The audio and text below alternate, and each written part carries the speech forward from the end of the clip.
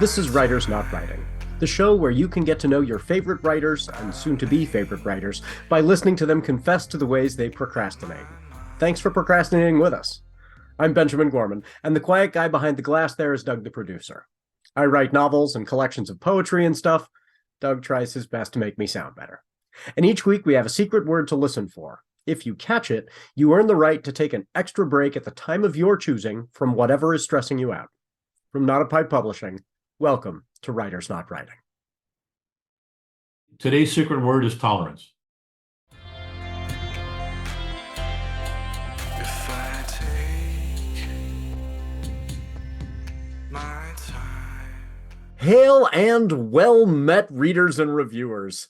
Today's guest is Brian Brady. Brian Brady is the former chief of police, over 40 years of law enforcement experience, and is the author of the new thriller, Hiding in Plain Sight. It's part of the SFPD Homicide Inspector series. Brian, as I mentioned, has 40 years of law enforcement experience in security. He's worked on several high-profile serial killer cases, and he's the former VP and Deputy Chief Security Officer at NBC Universal Media. Brian, so glad to have you on the show today. How's it going? Very well. Thank you. Thanks for having me. Well, I have been excited to have you on. As everybody can see, we go all out for this show. And so the folks who are watching on YouTube know we are dressed up in fancy costumes, but the folks who are listening to the podcast can't see what we're wearing. So tell everybody about your costume for today. I'm Sherlock Holmes today. I thought that was fitting with authoring a mystery. Perfect. And I went with Watson, so I am the more buttoned up version. I don't have the cool hat. But yeah, my pipe is shorter.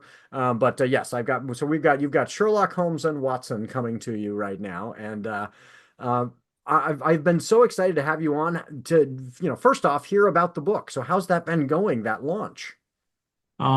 It's going well. The book's on Amazon, Kindle, and Barnes and Noble, and it's got some pretty good reviews, and friends who have read the book have been pretty receptive. I've got some good constructive criticism. Oh, that's excellent. Well, yeah, if you give somebody a copy of the book to read and ask their opinion, you owe it to them to listen. Exactly. Right. So, Right. Well, tell everybody what the book's about. actually, this book is it's a second in the series about a killer in San Francisco. The victim is a 13-year-old girl who is kidnapped and murdered, and it's loosely based on an actual case that I was involved in. And the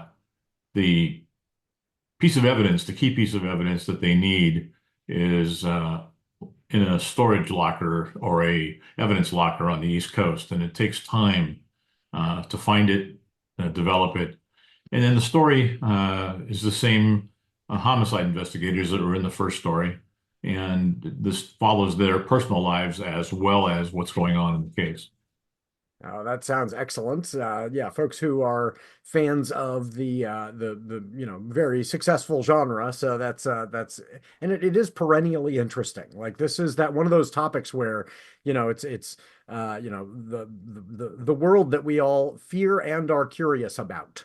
And so I can imagine readers going, this is something that they like to get into and yet don't like to to know exists all around us.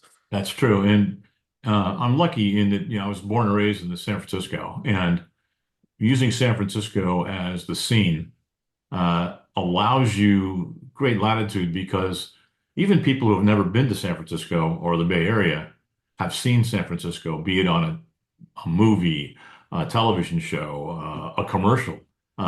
So things like the Golden Gate Bridge and Coit Tower and Salesforce and some of the restaurants and parks, people look at that or read about it and say, oh, I know where that is. I've seen that. So I think that helps draw people into the story because they feel connected.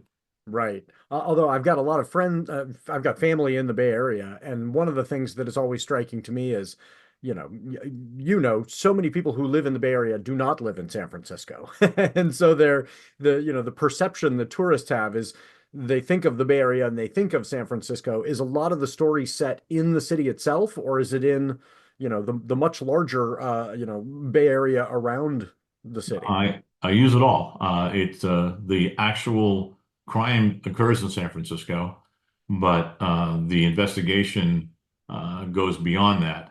And when I mentioned the first book, the uh, the homicide actually occurs in Sonoma County, up on the Russian River, and it ties back to a serial killer out of San Francisco, but it encompasses the Bay Area. Actually, on that story, we go as far as Sacramento.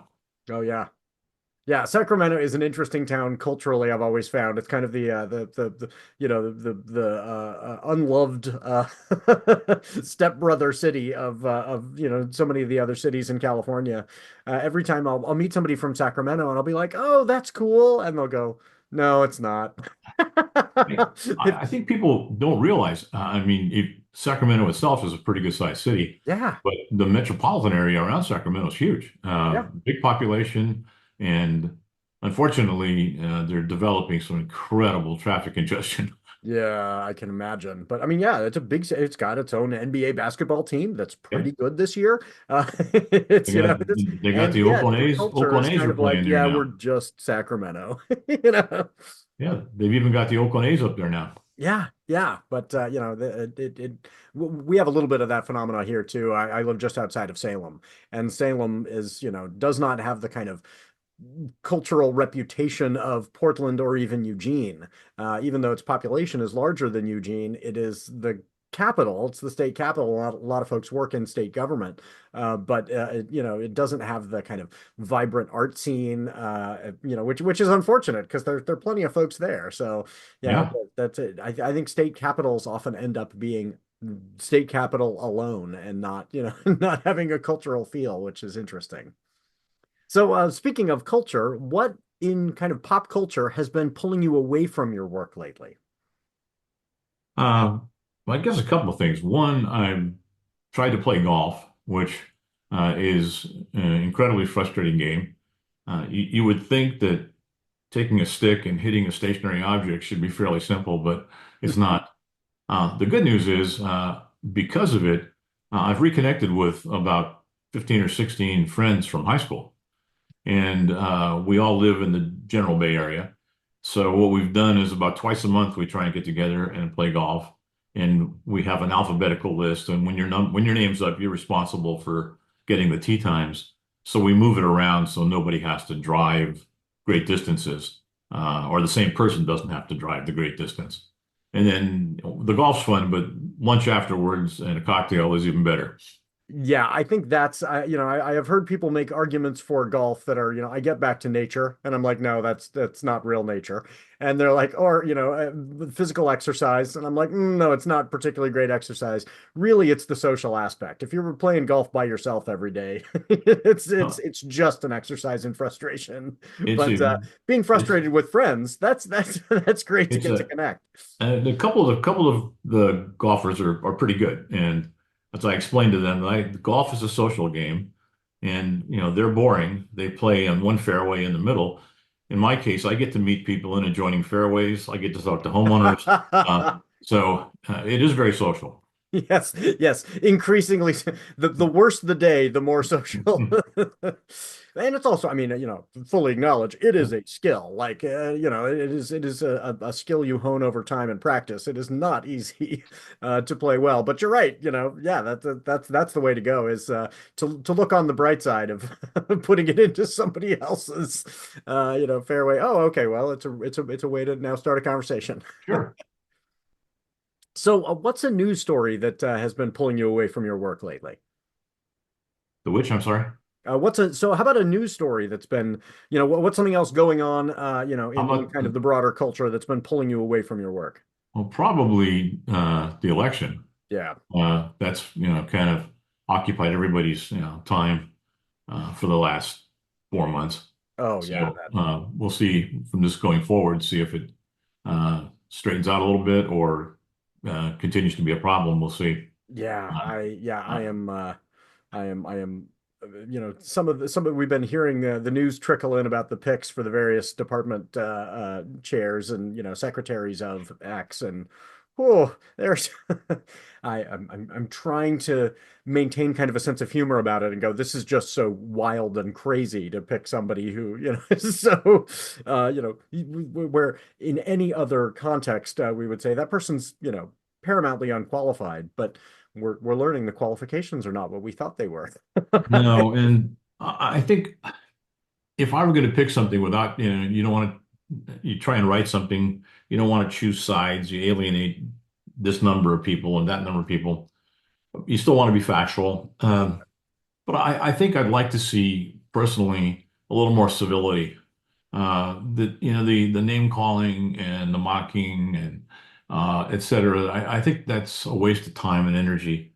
So I'd like to see dialogue as opposed to rhetoric and shouting at one another. Yeah. And both sides are guilty. I mean, I'm not choosing one over the other. That there was a time when you had people in government, and I think about on the Republican side, John McCain, and on the Democratic side, Edward Kennedy and Joe Biden, who worked together on things. Yeah. They actually talked to one another, and they accomplished things. So there was some consensus building as opposed to wall building, and I think I'd like to see more of that, and hopefully that may come about. I don't know. I don't. I'm not all that hopeful, but Yeah, yeah, I know. hopeful to a degree. I share your skepticism. I think that, yeah, it's unfortunate, but I think we've reached the point where even talking about genuine policy making, what legislation are you interested in passing has become boring to most people. They're saying that policy making's not sexy. Who can we shout at? And that's a sad time because you're right. It used to be there was an expectation like that, when a politician would go up for election, they would say, these are the things that I have passed, and we Yeah. would make a judgment based on legislation. And You I actually had a think that's the well, you had a focus. work product, Yeah, right. I mean, and in any other job, we would go, okay, but what have you accomplished? You know?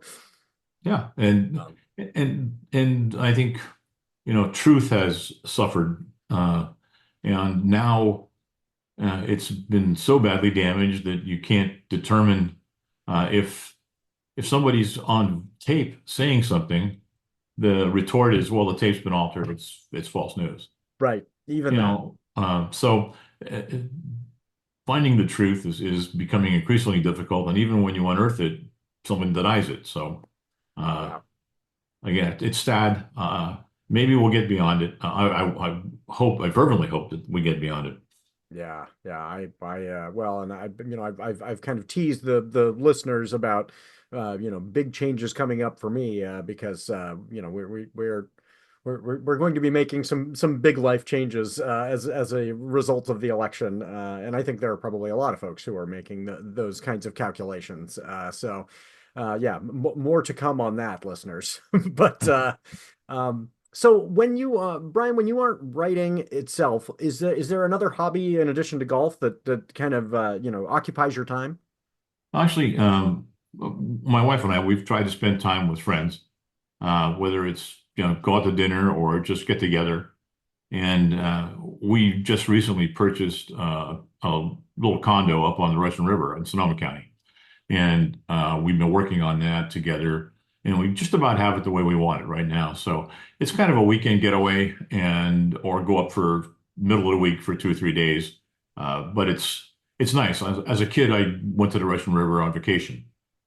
It was affectionately referred to back in the 50s as 60s as the Irish Riviera. And the working blue collar out of San Francisco, it was a 2 hour drive, so it put it within driving distance because most of the families I knew weren't going to travel out of the country. It was going to be local. So that was the place to go.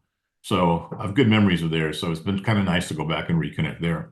Oh yeah, I am. My grandparents were in Oakland. Well, they were in Danville, and that was a firefighter, and my grandma worked as a postal carrier, and Ah, absolutely, Russian River when they weren't popping over to Reno. Reno was one of their their fun destinations from there. But yeah, that's great. And when you say you're fixing up the new place, is that like landscaping or furniture? Is it mostly, what kind of work are you doing on it? primarily interior. We, carpet, paint, um, bathroom remodel,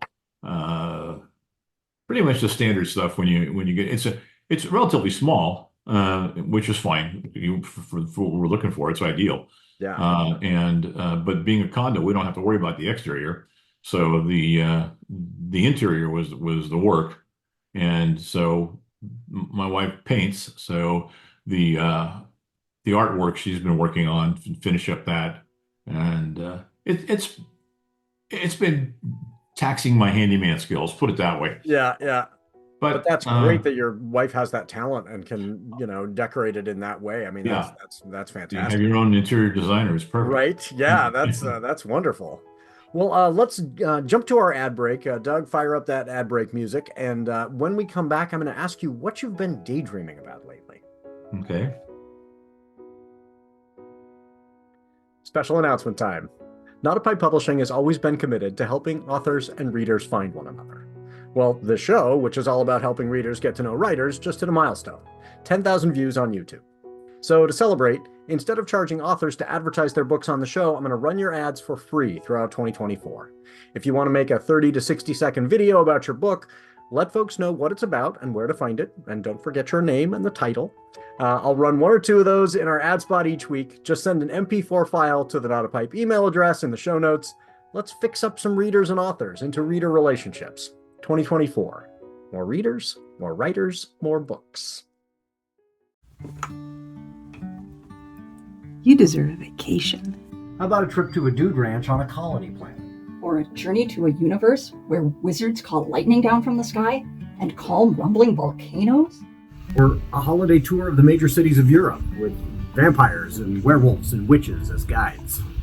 Or maybe just a nice hot sudsy bath with a book of poetry that will make you cry and sigh and laugh. We've got you covered. A paperback will appear on your doorstep each month to whisk you away, and you'll return refreshed, enlightened, and ready to make the world we share a brighter place for everyone.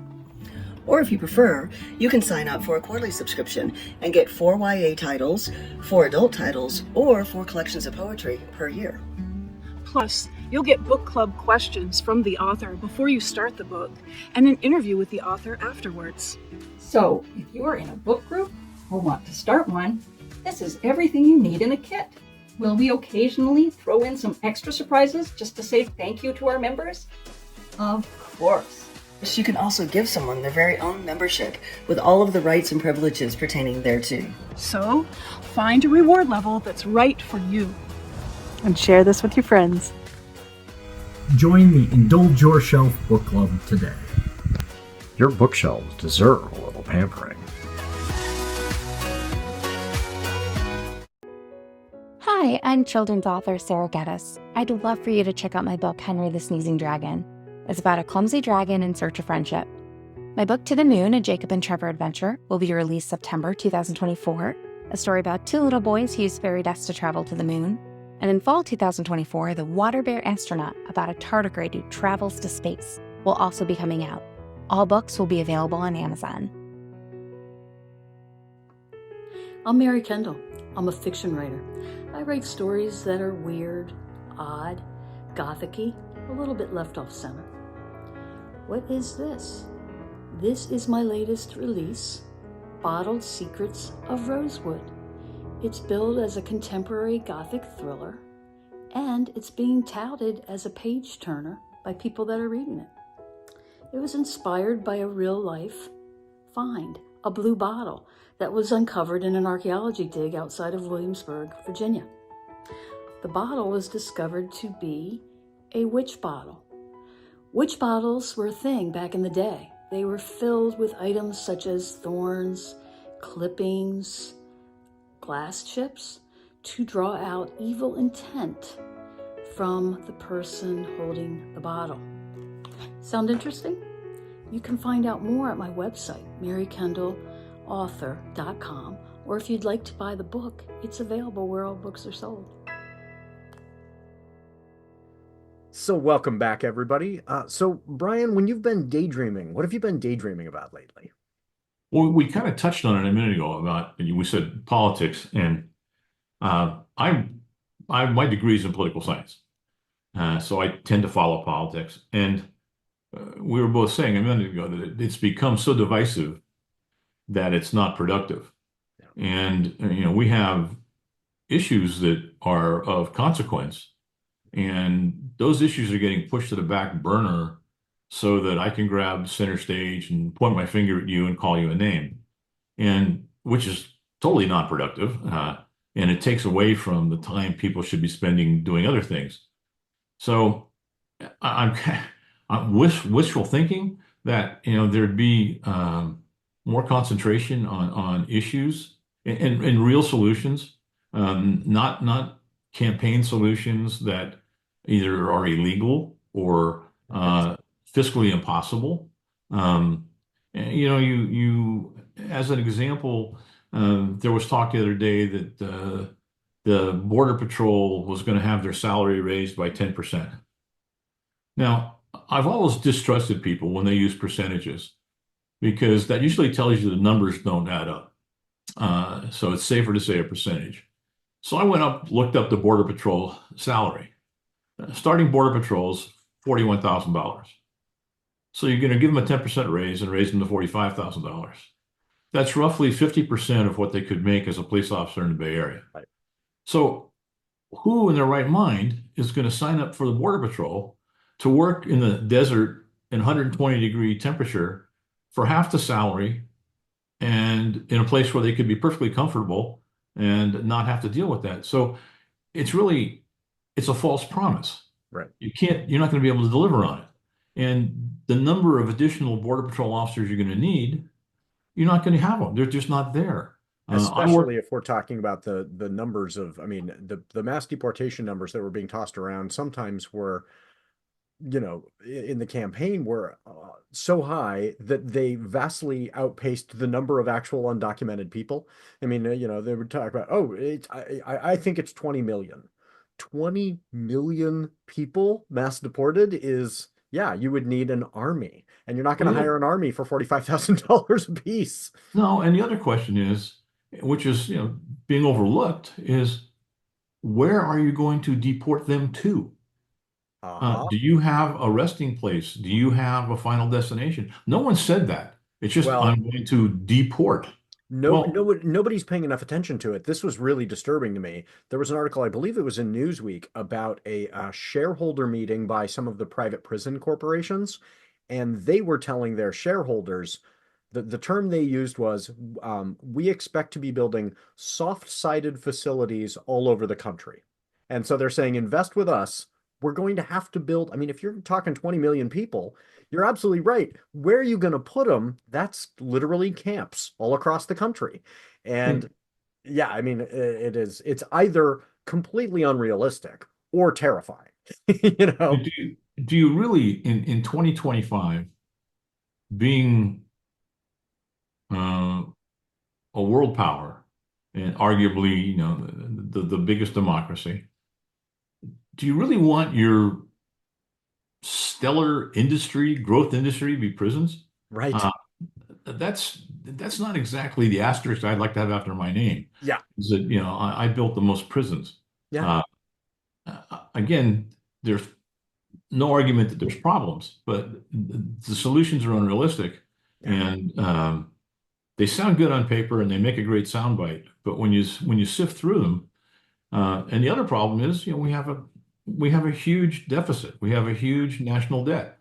And there's nothing, I mean, estimates on some of the programs that are being kicked around currently are $5 trillion on the debt. So we're not addressing the national debt. We're just adding to the interest payments. Yeah. We're making almost $1 billion a year or $1 trillion a year interest payments to China. Yeah.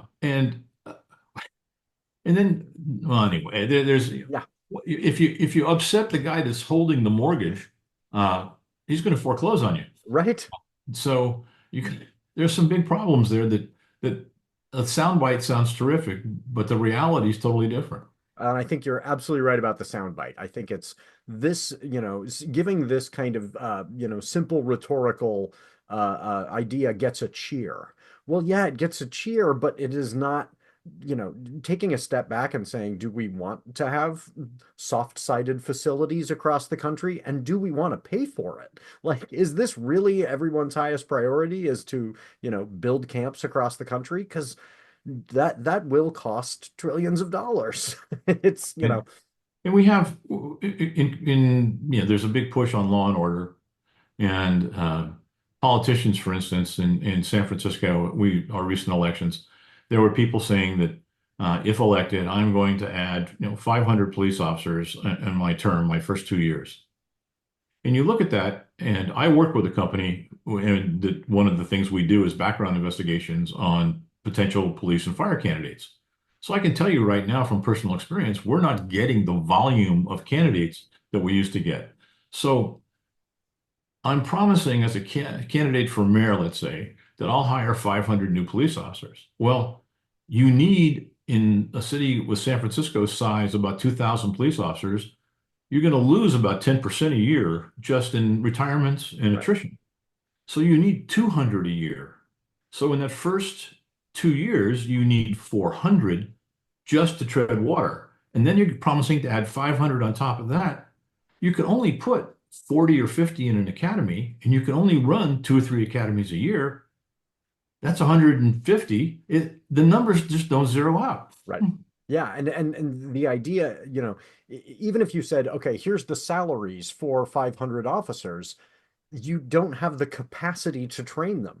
So you have to add the cost of, we're going to have to build a new facility, a new academy, triple the size of the academy. That costs money. Like, I don't think people think about capacity. They say, this is how much this costs, so I guess 500 of those will cost 500 times that. And it's like, no, that's not how anything works. How is that officer going to get from the station to your home when you call them? They need a car. Right. Oh, I haven't thought about that. Maybe we need 3 cars. We have 3 shifts. Oh, maybe we need. So for just that person, there's all the things that support that particular position. And as you said, it's not cheap. But people aren't talking about that. They use just the base salary number, and even with base salary, you can't make the numbers zero out. No, well, we're running into this in my field. I'm a teacher, and in education, all the time, folks will go, well, if we hired this many more teachers, and we're saying, A, you don't have the applicants, you cannot make human beings exist, and B, even if you could, you need a classroom to put them in. You need buildings. Like, this isn't this kind of magical fix of, well, if we could just get this teacher salary, then we've solved this problem, isn't doing the math right. So, yeah. No, and there's an interest, the demographic. You're hiring people right now, and probably the same thing with teachers, probably between 21 and 30 years old. Now, what are we talking about? We're talking about millennials and Gen Z. What drives millennials and Gen Z are not the motivators that drove the baby boomers and the transition and traditionalists and even the Gen X crowd. So you have people in positions of influence and who came up with a certain set of values, trying to work with a whole new influx of people who see the world very differently. Yeah. And you can't put the square peg in a round hole. I mean, you got to listen to the group coming up and try and adapt. And again, that's one I see it in law enforcement. That's one of the things that we're faced with. We're a very traditional organization. We're hierarchical. We have a rank structure. We have a command structure, and we have a bunch of people that want to be independent contractors.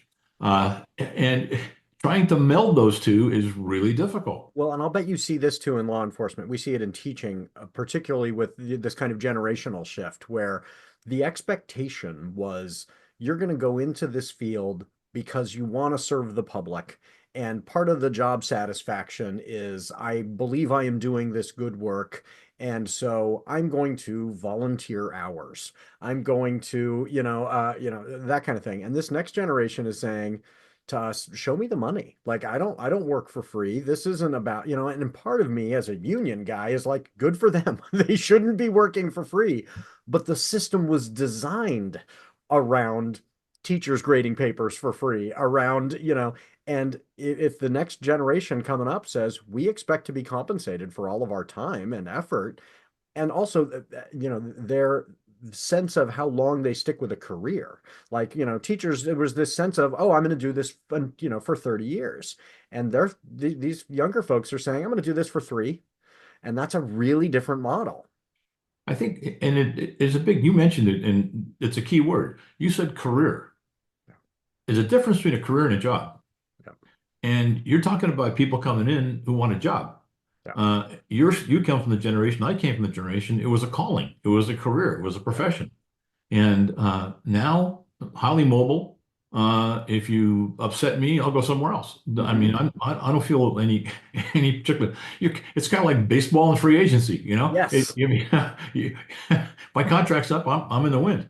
Yeah. So it's hard, and I don't have the answer. I mean, I've been working on it, but trying to come up with ways. Some of the departments I've been working with to better recruit people, and right now, salaries in law enforcement are up. There's no question, because people are throwing money at the problem. Right. And it's more than that. But the money's good. And all of a sudden, we're competitive with some of the .com jobs. Now, the numbers won't add up, but the .com job, what people don't understand, those are contract jobs. Yeah. You go to work for Apple or Google or somebody, you're there for 6 months or a year contract, and your salary is terrific, but you have no benefits. Yeah. In law enforcement, you can come get a job that pays 6 figures now, and a pension, and a medical plan. And all of a sudden, when you add that up, total compensation, the jobs are competitive. So my push to the police chiefs that I talk to is, get your tent and show up at a job fair. Yep. You are now competitive with Google and Apple, and you can go after these top flight candidates, and that's who you want. Yeah. You want the best, the brightest, and you now have a package that makes you competitive. So use it. Well, one of the things we talk a lot about is we work on the recruitment side and we don't do enough on the retention side. And that's really a focus for these young people. Is if we say to them, hey, we got the starting salary to where you'll be happy.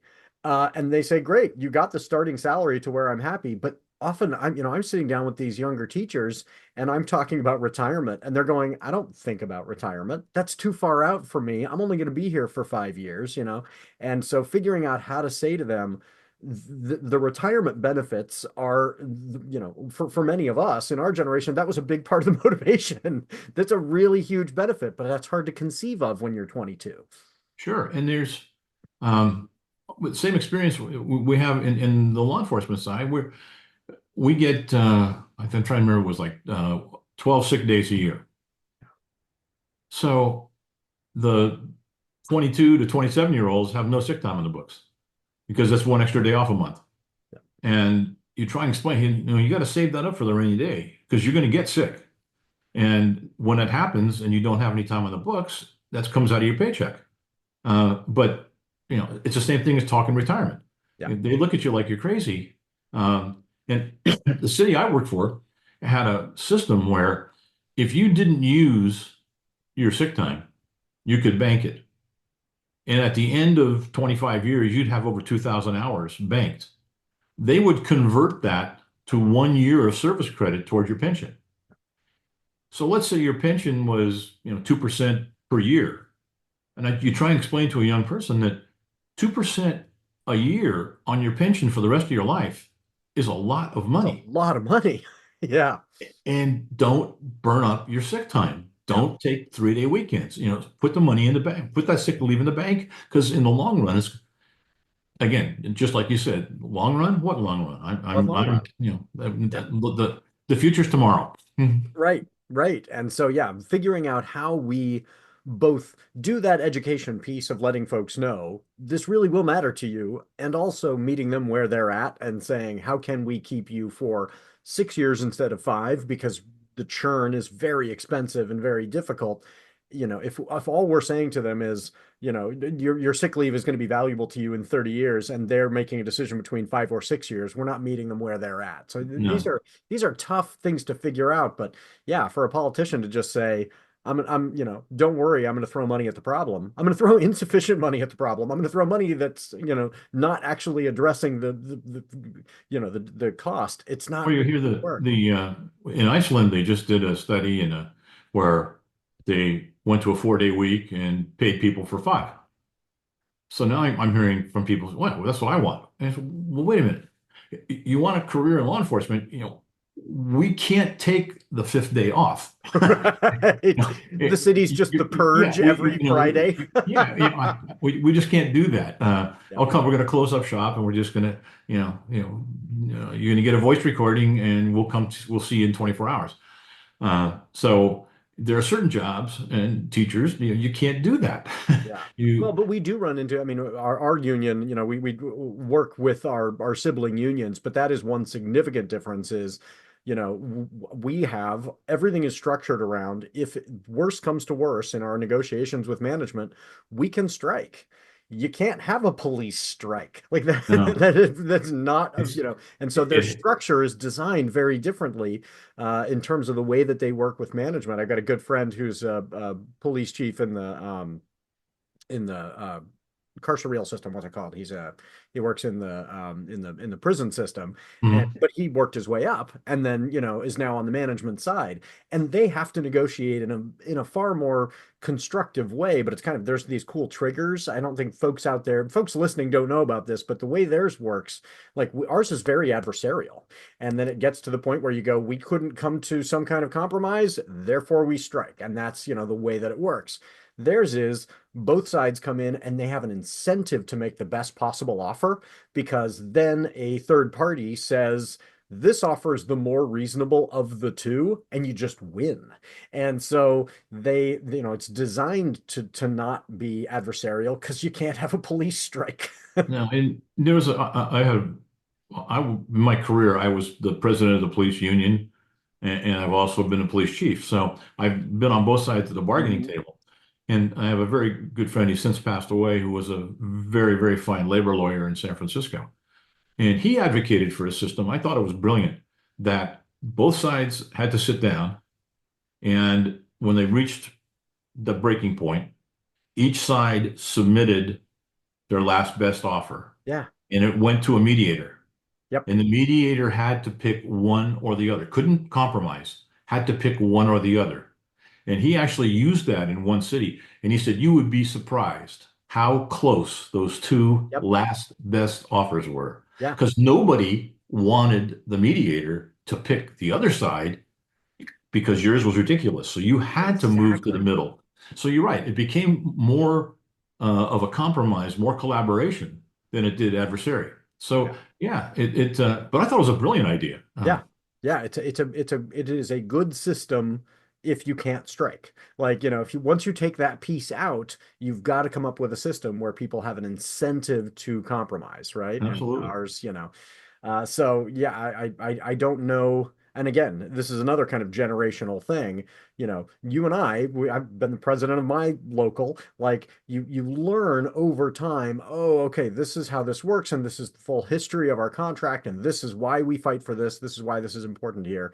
If the next generation is coming in saying to themselves, I'm only going to be here for a year or two, it makes that labor piece really difficult. And so I'm curious to see how that plays out, in the next generation. And we had the same thing, and I'm sure you experienced it with the teachers, that when you're appealing to your rank and file in the organization, and you have a division of people who have 15, 20 years who are looking at retirement, and people who have 1 and 2 years, what their wants and their needs are very different. Yeah. And trying to come up with a package to present to the management team that recognizes both, because you have some pretty heated discussions among your rank and file, because one wants just money and one would like the retirement system fixed so that they're covered because they're about to enter that. And never the twain shall meet. Yeah. See, I think we've come up with an idea for you for the next book.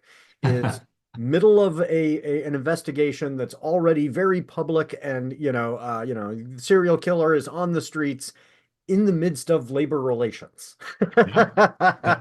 And the officers are having to, and you got partners of different generations having to solve a crime and also, figure out how they're going to deal with management. Maybe that would be too in the weeds for most folks, but I think it is it's 10 very hours, real. 10 hours in the car and you won't talk to each other. Exactly. Exactly. Yes. You're trying to take away my CalPERS, like That's it. So what is something you've been looking forward to reading yourself that will be, just procrastination from your writing, but also, let's face it, all the books we read are helping us, that's our training. I just started a book called The Longest Minute. It's by a gentleman, Matthew Davenport, and it was given to me by a good friend that I worked with at Universal Studios. He was the director of our emergency services, a former fire chief, and it's the book on the longest minute is the 1906 earthquake in San Francisco. Oh, and it's historical and it's excellent. It's a good book, and he's done a lot of really good research. And so I just started reading that, and then I got sidetracked with Michael Connelly has a new book out, and so I had to stop and read that because I'm a huge Connelly fan. I said this when I grow up, I want to be Michael Connelly. I want to write books and have TV pick them up and make series out of the books. right. And then I can write more books and get more TV series. I mean, he's one of those people that he's got the Midas touch. And I don't mean that in a derogatory sense at all. He's a great writer and just super nice guy. I've had the occasion to meet him. He's a really nice cool. man. And he's and his books are technically correct. I've taken that from him. My what I write is technically right. I don't make things just happen. I actually explain how they happen. Were like on TV where they do the DNA test in 5 minutes. Yeah, that doesn't. And and I understand TV's got a problem. They've got to solve a quadruple homicide in 43 minutes and 3 commercial breaks. So they got to get the DNA speeded up. But Connelly was a former crime reporter, and so he knows wherever he speaks, and he has great connections, and he's a good technical writer as far as making things right. And he's great character development. I really try to do that with mine. I want people to like the characters. I want people to identify with the characters, and that they look forward to what they're going to do next. And hopefully at the end of a book, they want to read the next one and Right. where they're going from there. And I think Connelly does a really great job with that. And he's incredibly diverse. I mean, he switches from Harry Bosch to the Lincoln Lawyer, and still writes good stuff. Yeah, but that I'm curious to check out that longest minute. Just one of the things I'm going to be looking for, I'm going to check that one out, is the kind of way that the author handles time. In terms of how much do you tell the story out of sequence? Do you spend all your time before and out, before, put the earthquake in the middle, or do you have, so how does the kind of narrative structure work? So that's one I'm looking forward to too. And it's very well done. And of course, being a native San Franciscan, that the 06 earthquake is, drummed into you from conception. Yeah. I mean, you still see little hints of it. Oh, oh, look at the architecture of that building. That was changed in 1907, If you drive around the city and you look, you'll find intersections with cobblestones in a circle around the center of the intersection. And those cobblestones, when they're jackhammered out, there's a cistern under there. And they're strategically placed around San Francisco. So if the water system goes down in an earthquake, they can draw water from cisterns and still fight fires. And that's part of what came out of, and you drive around the city today, you'll still find those cisterns. I will, next time I am down your way, I am going to absolutely look for that. That is so cool. That's the kind of thoughtful, and then this goes back to what we were talking about, politics. That's the kind of thoughtful planning, policy making that we need people to focus on. Is how do we make sure this bridge doesn't fall down? How do we make sure we're prepared for the next earthquake, rather than how do I get the next soundbite by saying something really obnoxious? Yeah, I couldn't agree with you more. And you touched on it, infrastructure in the country.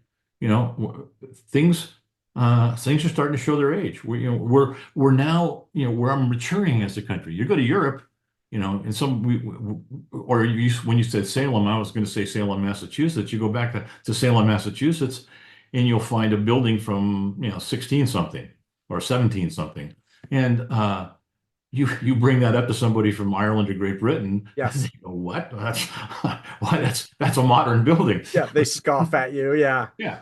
Yeah, I was We, one time in Bath in England, and they were telling us about this building where you walk down below the building, and there are still the stonework is Roman, you know.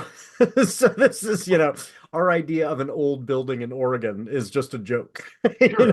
like Well, in United States is funny because on the East Coast, when you hit a city limit sign, it'll say, for instance, Salem, Massachusetts, founded 1710. yeah, You go to the center of the country, the Rocky Mountain area, and Colorado, New Mexico, you'll drive into a city where I work, like Farmington. It'll say Farmington elevation 5,900. In California, it's San Francisco population yeah. 800,000. It's really funny, but the city limit signs are totally different. One Yeah. gives you date of that was built, one tells you how tall it is, and one tells you how many people live there. I had not noticed that sequence, but you're absolutely right. That is what was of value and of interest to people. If you're living in California in gold rush times, it's can you believe how many people just showed up here? That's, and if you're living in Colorado, it's can you believe how high up we are? How are you going to get that wagon over that mountain pass? Yeah, that is it's a more salient fact. Who cares that this town has only been here for 5 years or 10 years? Yeah. Like, it's really high up. Yeah, absolutely.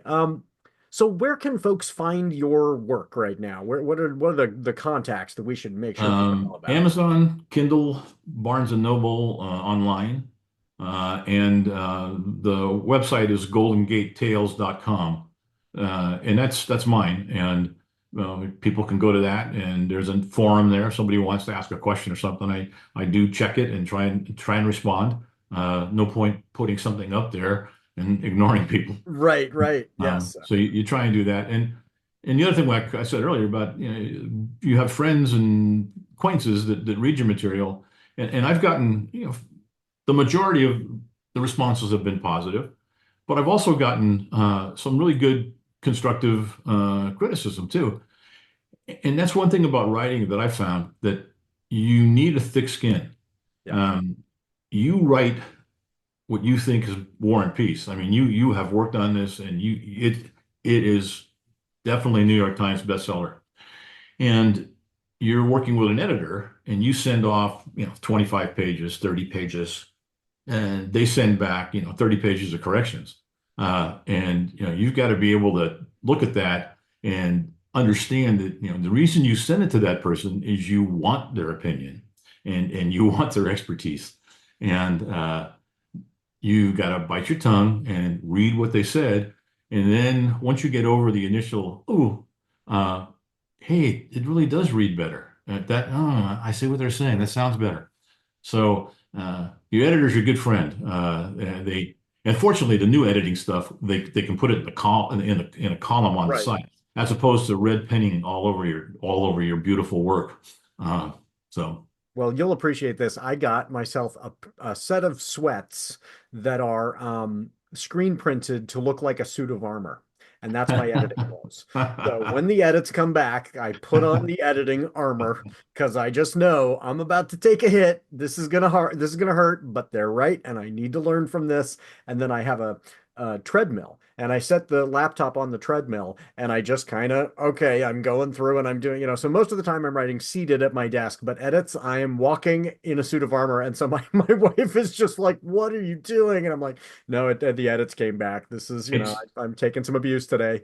It's so true, but again, they make your work better. They just what you thought was really, really good, they make really great. And that's I appreciate them. I truly do. And I really, even though I had a good parochial school education, and I still can diagram a sentence, I still screw up on punctuation. And it's so nice when a line editor just cleans all that up for you. Oh yeah.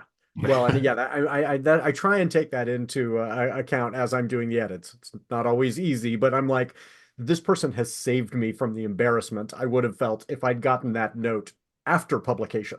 You know, thank you for catching it now so that I don't go, oh my gosh, I can't believe I let that slide. Especially as an English teacher, the people would be going, really? You missed that one? Yeah, I missed them, you know. So I And totally when you're agree. Having those folks catch you and they save me from myself. and when you're writing, it's like in school when you write a term paper, you can't write it, edit it, and turn it in. Someone else has to read it because you're so invested, you can't see the forest for the trees. Yeah. And it's the same thing with your book. I mean, you love the book, you love your characters. It's you think you've written, War and Peace, and you find out that there's a simple thing like, did you notice on page such and such, you jumped from here to there with no intervening step? She's, no, I didn't. Oh my God, Yeah. that's horrible. I had a character who was a kind of a minor character, but I didn't realize I'd changed his name. And I had an editor go, who is this person? No, that was not their name at the beginning. It's those little things. Oh, I changed their eye color, or I said it was Tuesday, and then later in the story it was Thursday. Well, so yeah, having somebody who can catch that stuff, it's really important. And I know from a personal standpoint, when I'm reading somebody else's work, I love catching mistakes. Uh-huh. And that's another thing to remind ourselves of too, is that person who does catch that mistake and they are, they're not necessarily so much being critical as they are going, I enjoy the fact that I gotcha. And it's like, great, I'm glad I gave that to you. And I'm good at it. And yeah. And the fact that you're good at it, I'm going to send the next book to you too. Yeah, I will not be defensive. I will thank you for pointing that out. I'll fix that in the future. But as a matter of fact, the editor has crept into the acknowledgments. Yes, as they should be. So a question for you: who else would you recommend I have on this show? I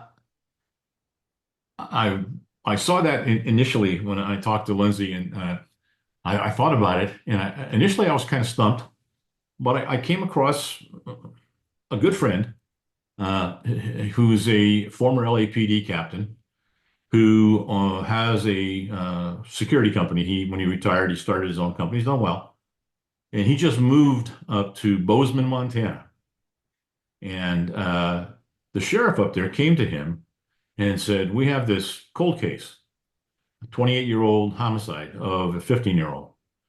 And would you look at it?" So Tom said, "Sure. I mean, I'll do that." And the sheriff said, "We probably can't pay you much." Tom said, "You don't have to pay me." So I've got my pension. I'm fine. So he worked on it for about almost 2 years and caught the guy. Oh, wow. It's a great story. He was tenacious. He used DNA. He found through a source a DNA expert with the Newport Beach Police Department in Southern California, who in turn sent him to a DNA lab in San Francisco that specializes in hair follicles. They then went from that to the familial DNA, the heredity DNA testing. They narrowed it down to 2 people, one in Montana and one deceased, kind of narrowed it even further. Yeah. And ultimately they interviewed the right suspect. So yeah, he'd be a great, and if you want, I'll be more than happy to give you his contact information. Yeah, give me his contact. What's his name? Tom? His name is Tom Elfmont, ELFMONT. And there was an article in the New York Times on him, and the Bozeman papers certainly carried a big article on it. The sheriff was kudos to the sheriff for finding a set of fresh eyes who was right there in town, who was willing to work on it and using them. So well, and it's like what we talked about an editor. You've got to have somebody else sometimes to look at the thing to not see what you're not unwilling to see at this point, Yeah, and he's an excellent. He and I were police officers together in Berkeley back in 1970. So we've been friends for 50 years, and he's a great cop and did it. He was the right guy for the job, clearly. Yeah, oh, that's cool. Okay, well, I've got some folks to thank. We got to do before we get to our send off, but Looking forward to that. But first, thanks to the artist Max Oakland, who reached out and provided one of his songs for our intro song, I Prefer the Dusk. Let Max know you like it by following him on Twitter at Max Oakland with 3Ds. And thanks to the author Stephen E. Scribner, who's the author of the Tond Fantasy series, who makes music under the name of S. Eric Scribner for his song A Poem from the album Pianosphere. We used that during the ad break. If you make music and you'd like your song used on the show, I'd love to highlight a listener's work like Max's or Steven's songs, so email me. Thanks to Doug, the producer, for making this show sound good and taking the blame when it doesn't. I mentioned on the last show, I recently learned, unbeknownst to me, Doug records a follow-up show with Kurt Clopton, the author of Superguy and Spank, where the two of them critique this show and critique me personally. Learning about that hurt, but Doug and I are working through that. But I can't let Doug distract me from the fact that this show is produced by Writers Not Writing. Or Writers Not Writing, I'm sorry, is a production of NotAPipePublishing. So please go to NotAPipePublishing.com, check out the amazing books written by writers who didn't procrastinate too much. If you like this show, rate and review it wherever you found it. Please check out Brian's Hiding in Plain Sight. Tell a friend about it. It's really important to get those reviews. Even that short review and that single click on the 5th star will make a big difference to Brian. So please make Brian's day. You've got the time. You've read the book. Now click on that 5th star and tell Brian and everyone else why you liked it. And I'm too old to say smash that like button, but if you could gently tap on the like button for this show too, I would really appreciate that. So Brian and I want you to remember 3 things as you go into your week. Brian, what's your advice for everybody? That's a tough one. I thought about it, and the probably old line from the movie Roadhouse, where Patrick Swayze is talking to his group of bouncers and telling them to be nice. Yeah. Be nice till it's time not to be nice, but start with being nice. And I think if we tried that a little bit of be nice, maybe that's an icebreaker. Maybe we start slowly dismantling some of the walls. Yeah, it goes a long way. Mm-hmm. And I would add to that, a book without spaces would be gibberish, and our lives need spaces too. So don't ignore the spaces. And third, no matter how much you procrastinate, Brian and I are still proud of you.